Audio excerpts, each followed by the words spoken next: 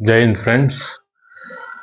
After a long time, we are back, and we will be discussing today one of the important topic for your competitive exams, and that is the preamble of Indian Constitution.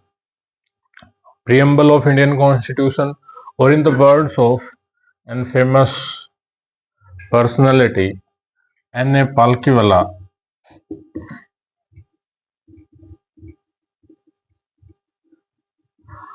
N.A. Palkiwala described preamble of the Indian Constitution as the identity of the Indian Constitution. Identity card of the Indian Constitution.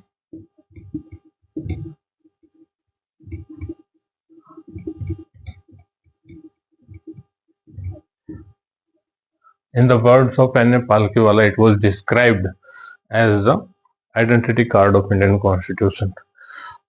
Indian Constitution और preamble, basically preamble of Indian Constitution को हमने 3 parts में divide किया है और 3 parts को हम अलग अलग वीडियोस के माध्यम से इसको समझेंगे। देखिए, सबसे पहले अगर हम शुरू करते हैं प्रियम्बल को, तो प्रियम्बल की शुरुआत में, या प्रियम्बल बेसिकली हमारी एनसीईआरटी की जो किताबें हैं उसमें लगभग हर किताब में प्रियम्बल को प्रिंट किया गया है। प्रियम्बल बेसिकली हमारे कॉन्स्टिट्यूशन के बारे में बताता है, ठीक है, कि भाई what are the aims of the constitution, कि हमारे कॉन्स्टिट्यूशन के क्या क्या एम्स थे। देखिए, हमें पता है preamble basically the American constitution was the first constitution to start with the preamble. ठीक है, now India is also having preamble for the Indian Constitution. Now see, Indian preamble is based on the objective resolution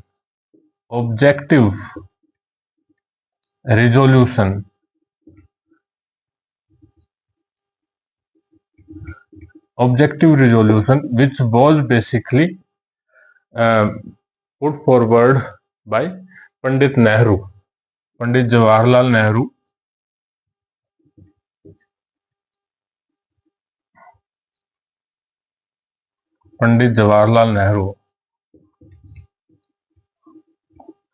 objective resolution इन्होंने constituent assembly के सामने रखा था और ये रखा गया था 13 दिसंबर 1946. That was the third meeting of the Indian constituent assembly. उसके बाद अगर हम बात करते हैं तो इसको अडॉप्ट किया गया था 22 Jain 1947. Constituent Assembly adopted it. Adopted what? Adopted the objective resolution of the Constituent Assembly. ठीक है, ऑब्जेक्टिव रिजोल्यूशन कि हमारा जो कॉन्स्टिट्यूशन बनाने का ऑब्जेक्टिव है वो है क्या, उसके लिए बेसिकली कब अडॉप्ट हुआ था, वो हुआ था आपका 22 जनवरी 1947 को। नाउ जैसा कि मैंने आपको बताया कि हम पूरे के पूरे प्रियम्बल को 3 पार्ट्स में देखेंगे, ठीक है, 3 पार्ट्स में, तो 3 वीडियोस लगभग इसकी बनेंगी। चलिए देख लेते हैं सबसे पहले क्या है प्रियम्बल। आज हम वही देखते हैं प्रियम्बल क्या क्या डिस्क्राइब करता है। जैसे प्रियम्बल को जब आप पढ़ते हो तो प्रियम्बल में लिखा होता है we the people of India,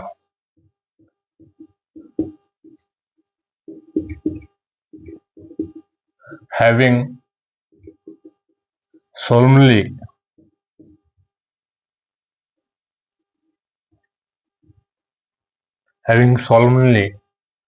resolved to constitute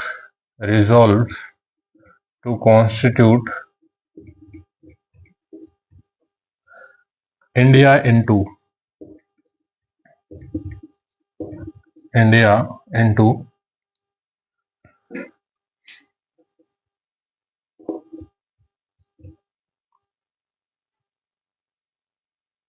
sovereign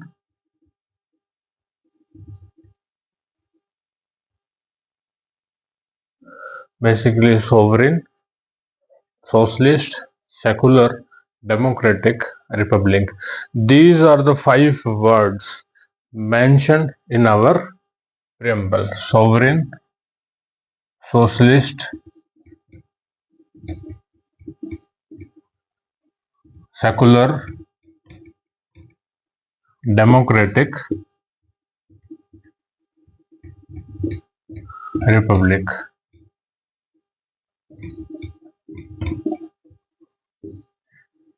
देखो भाई, हम जब अब आज बात कर रहे हैं इसके बारे में, तो ये ऐसे शुरू होता है, we the people of India. अब जब हम इसकी बात कर रहे हैं कि what does this mean, we the people of India? We the people of India means that what is the source of the constitution? Source of the constitution, तो सोर्स ऑफ द कॉन्स्टिट्यूशन कौन है? These are the people of India. What is the source? Source of Indian Constitution is the people of India. Now, what is the nature of the state? Nature is described by these 5 words. Originally, भारतीय संविधान और इस preamble को जब adopt किया गया था, preamble के ऊपर जब साइन हुए थे, तो sovereign, democratic and republic, these 3 words were there describing the nature of the state. But socialist, secular and one more word, that is integrity of, was added to the preamble by 42nd Constitutional Amendment Act 1976, that is during the emergency period.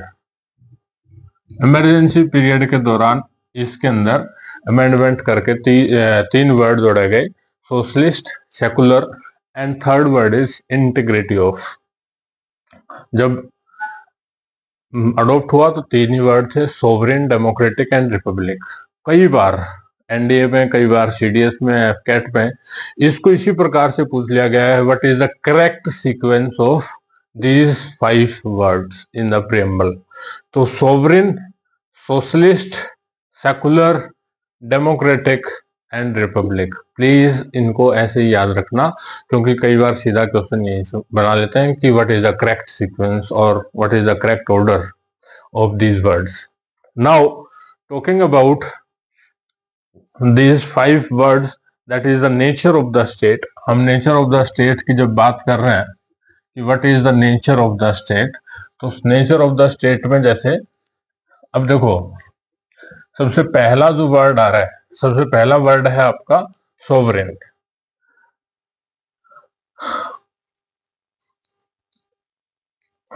Sovereign, sovereign word, sovereign word Hindi में इसको बोलते हैं संप्रभु। मतलब क्या है इसका? मतलब यह है कि इंडिया इज इंडिपेंडेंट और India is not A dominion state और नॉट ए डिपेंडेंट स्टेट। ठीक है, ना इंडिया डोमिनियन स्टेट में आता है, ना इंडिया डिपेंडेंट स्टेट में आता है। It is independent to take the internal as well as external decisions. Internal और एक्सटर्नल डिसीजन अपने आप ले सकता है। That is India is independent to take internal as well as external decisions without the interference of anyone.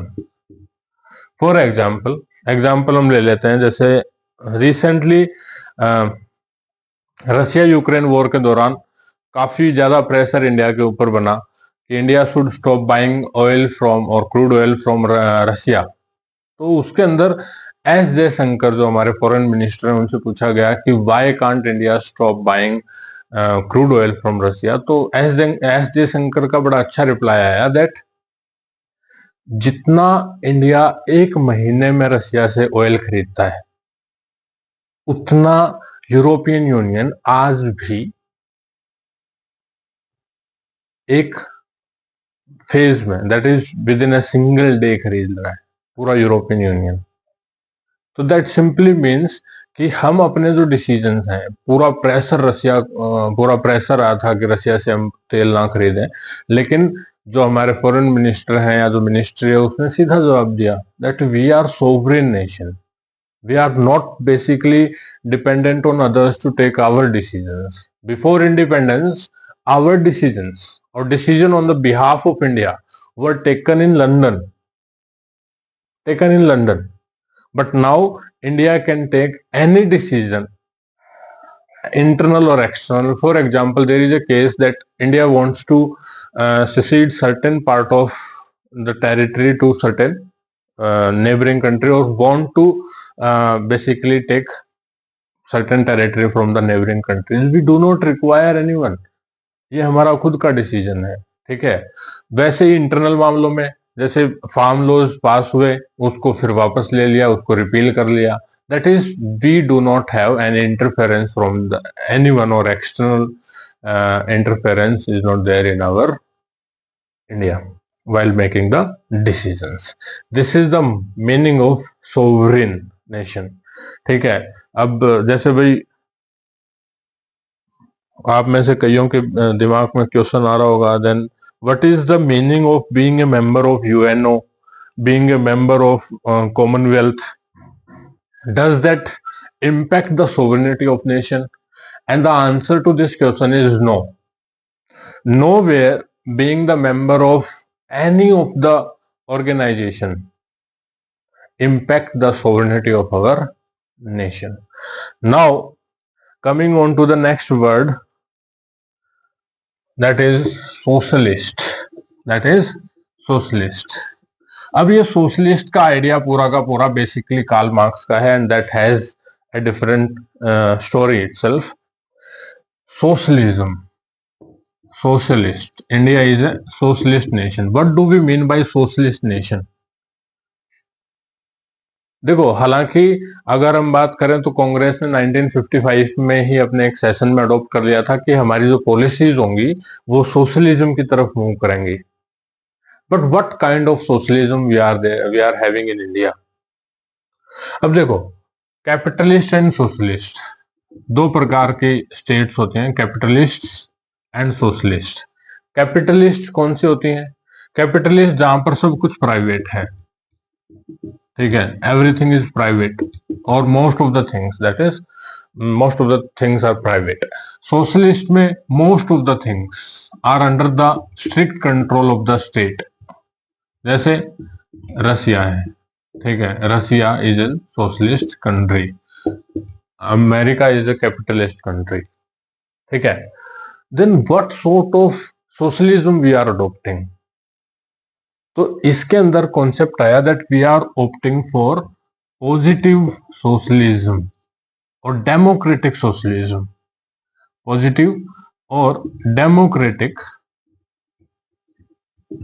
socialism. What do we mean by this?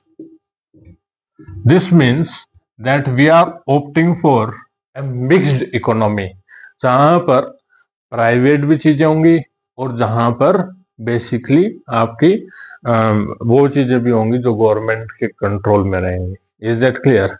That is the complete meaning of socialism. तो democratic socialism हमने adopt किया है। We are not strictly adhere to the ideas of socialism provided to the world by the Karl marks.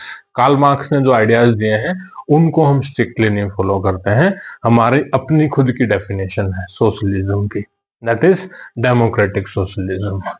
Now coming on to the next word, that is secular. अब secular जो है, secular के अंदर भी काफी ज्यादा कई बार देखो, सेकुलरिज्म की अगर हम बात करें तो सेकुलरिज्म क्या कहता है? सेकुलरिज्म या सेकुलर स्टेट होने का मतलब ये है that separation of the state from the religion. But in India we have positive secularism. That simply means state if at all, will interfere in the religious matters, और state अगर religions में interfere करती है और state अगर treat करती है, state will treat every religion equally, will promote every religion equally. ठीक है, जैसे हमारा जो एक फंडामेंटल राइट है, right to freedom of religion, right to freedom of religion from article 25 to 28, that is the basic thing which promotes secular nature of the state. State का positive role यहाँ पर है, that state will promote every religion without any discrimination. Is that clear? That is the Indian secular definition. Is that clear? Now, secularism, that simply means positive secularism, involvement of the state in the religion, but equally or without discrimination in all the religions, without even considering the strength of that religion. This is the positive secularism India have. Now, the third word is, fourth word is democratic. Democratic. What do we mean by democracy? Undoubtedly, we have a simple definition, and the definition itself states is that democracy, that was basically given by the Abraham Lincoln. Democracy is government of the people, for the people, by the people. ठीक है, but democracy की अगर हम बात करें तो democracy is of two types, direct democracy, direct democracy and indirect democracy, indirect democracy. Now, indirect democracy can also be classified into two parts or into two subdivisions.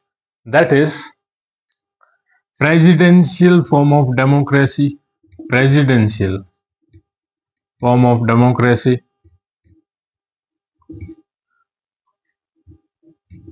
or parliamentary form of democracy.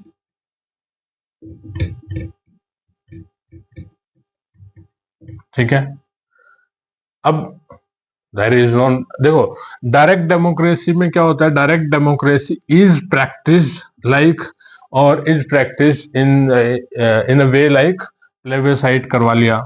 ठीक है, plebiscite spelling में भी wrong, but please recall,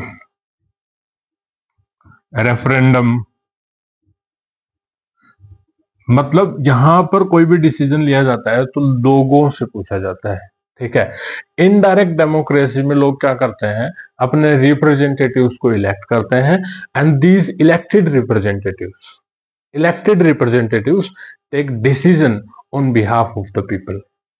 अब America is following presidential form of democracy, but in India is following parliamentary form of democracy. तो democracy is basically a government by the people, for the people and of the people.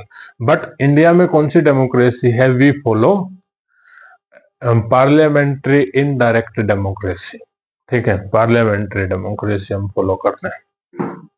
Basically this idea is from, we have taken from Britain, but again Britain के अंदर से सारी चीजें adopt नहीं की हैं। For example, Britain is a democratic country, Britain is having constitution, but Britain is not a republic country. ठीक है ना। नेक्स्ट वर्ड वी और next important thing we are discussing is what is republic, why India is known as republic, why Britain is not a republic. ठीक है, तो देखिए क्या है रिपब्लिक का मतलब। बेसिकली रिपब्लिक की अगर हम बात करें तो Republic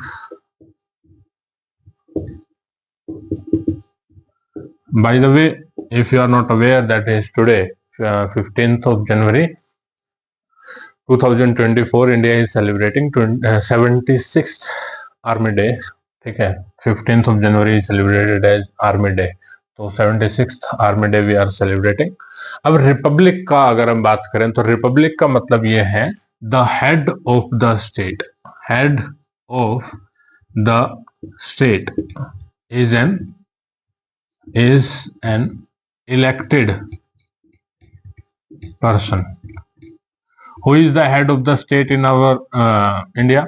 This is the president. ठीक है. अब प्रेसिडेंट, हमारे इंडिया में प्रेसिडेंट जो है हेरिडेटरी तो नहीं बनता है कि भाई एक ही वंश से बनता हुआ आ रहा हो. It is an office open to everyone. That simply means not everyone exactly. If you are qualifying, that is, you should be a citizen of India and should have completed the age of 35 years. If you are qualifying these two things, then you are also capable to contest elections for the president. तो president के जो head of the state है, that is an elected person. This means this is Republic state.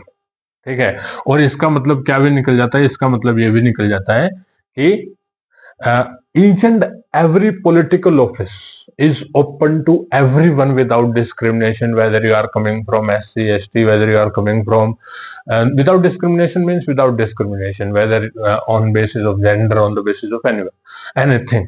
ठीक है. तो head of the state is elected is completely the meaning of Republic. इसीलिए आप देखोगे 26 जनवरी को हम रिपब्लिक डे बनाते हैं, और रिपब्लिक डे के दिन जो आर्मी परेड्स वगैरह होती हैं या जो परेड होती है, उसकी सलामी कौन लेता है? प्रेसिडेंट लेता है. Because that is the day for the president, और not exactly that is the day for the president, but that signify that the role of the president or India is a republic country, because president here is elected body. He or she is an elected person. Is that clear? So this is the first part of the preamble. We will be discussing about the second part and the third part. In the third part, we will be discussing about certain important or most important things about the constitutions or preamble, not constitution, preamble. So thank you. Jai Hind.